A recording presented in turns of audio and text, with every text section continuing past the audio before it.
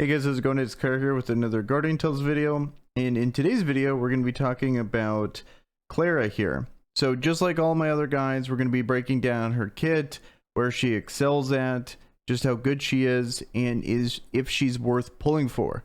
So before we get into this video, if we can get a like on this video and also subscribe to the channel for more Guardian Tales content. With that out of the way, let's get into the video. So the first thing, let's break down her actual base stats here. Okay, so she is a ranged fire character.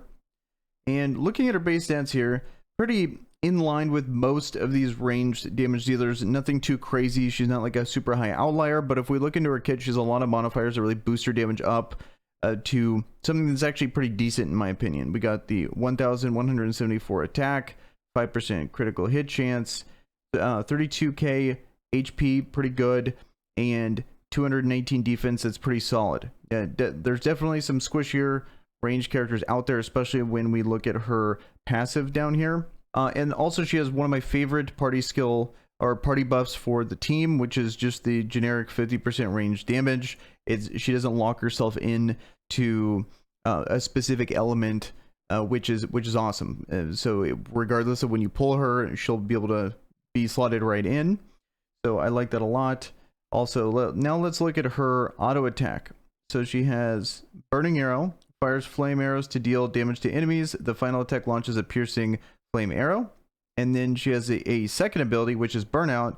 It releases flames and increases attack by 25% for 4 seconds. So that's amazing, especially with a good attack. It's not like they made her too low on the base attack and then you have this 25% boost. It's actually pretty decent when you take 25% of this on there. She noticeably hits significantly harder, especially when we look at her exclusive weapon. It makes a big difference. So then we got the chain skill. She's going from airborne to injured. Summons meteor from an unknown realm to deal 320% DPS damage. It's a pretty good modifier. Like that a lot. Yeah, nothing too crazy there with her chain skill. Nothing. Yeah, no extra abilities. It's just a raw damage move.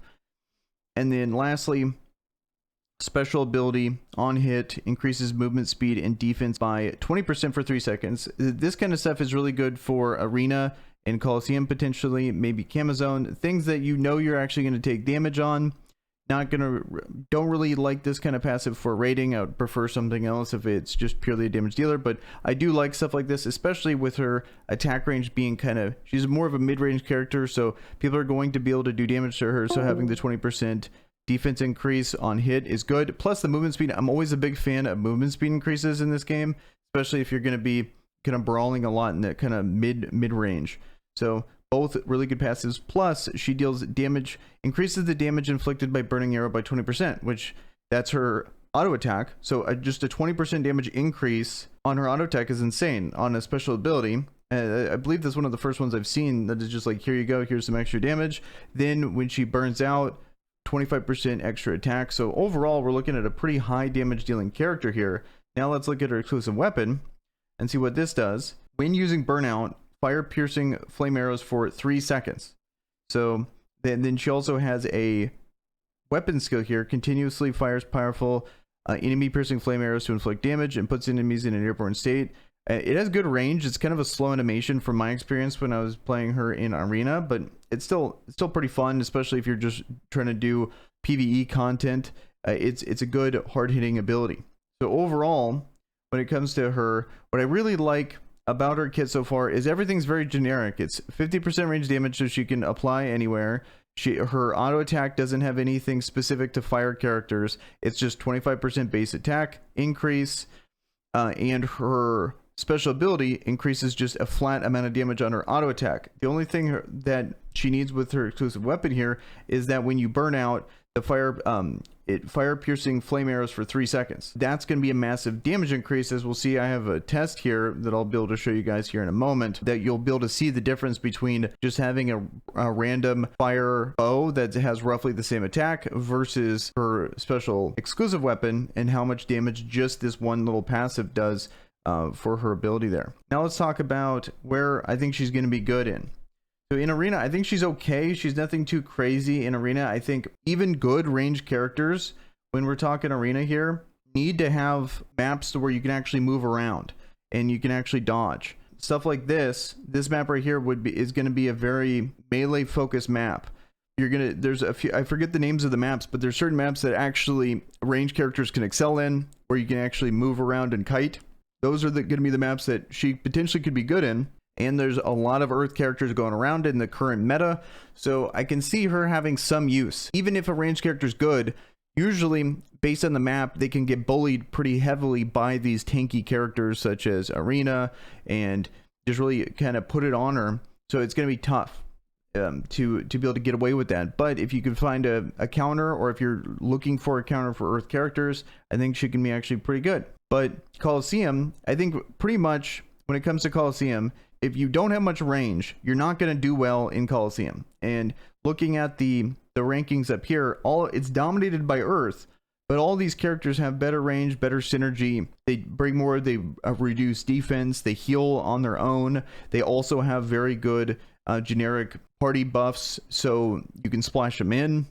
And it makes sense why she's not up here. It's very rare that you ever see a character, unless, like, for example, like Arabelle, she has kind of relatively short range, but her weapon skill is just so good. But you don't really see short range characters excel in Colosseum. And then, yes, this is the very top of it. And, you know, I don't want to overemphasize that she's not good, because no one in the top's using her. These are like the biggest of the whales, the people that are most dedicated at the game. And I can see her, you know, being okay in Arena, or in Colosseum, but at the same time, you know, I like to, you know, have a good idea of where she's going to excel, because these are going to be the people that are the most passionate about the game, and no one's even trying her out up here. You don't even see her at all, and it's very rare when a character is actually good at something and you don't see her anywhere in the top 100. Definitely not going to be that good in Colosseum. So now that really leaves her as a raid character for a fire team, but at the moment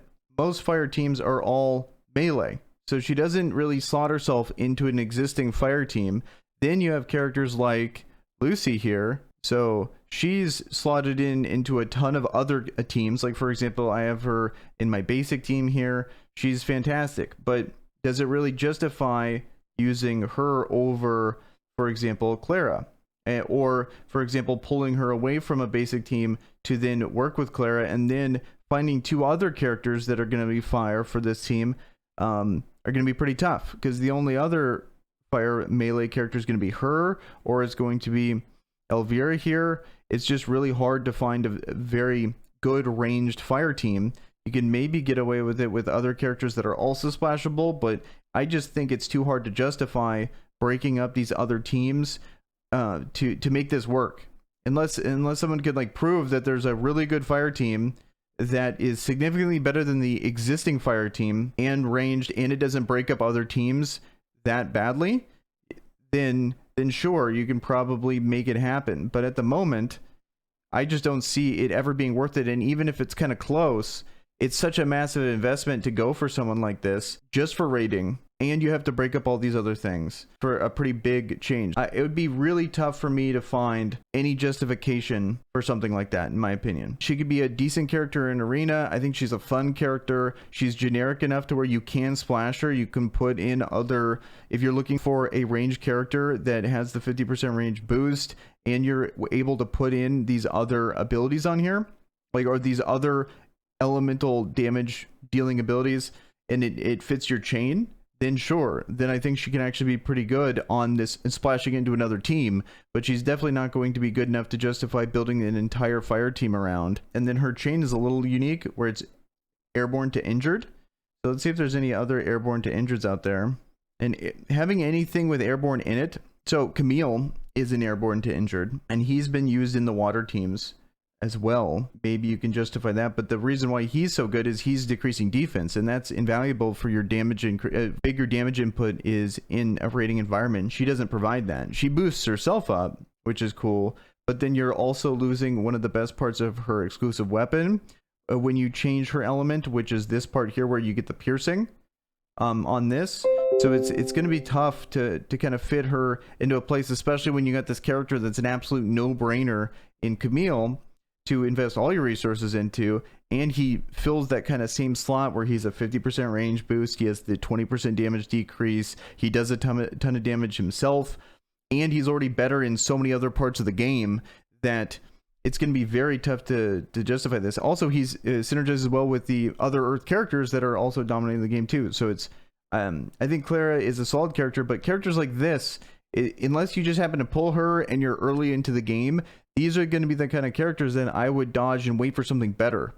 Because games like this, we're always on a treadmill. Eventually there's going to be someone actually game changing, just like Camille, just like how Future Princess was back in the day, that will make a big difference on your account over just these kind of small little upgrades that take way too much investment to actually get some value out of. So that's my take on Clara here. I think she's a fun character, and I enjoy being able to throw these kind of characters in the training room, get to play around with them. At the end of the day, if I'm gonna say use your resources on this character, I'm gonna say hard pass, especially if you have any other ranged character that kind of fills this role. I don't think she's good enough to replace them. Let me know in the comments below what you guys think about Clara here, if you agree, disagree. And with that, guys, I'm out. Peace.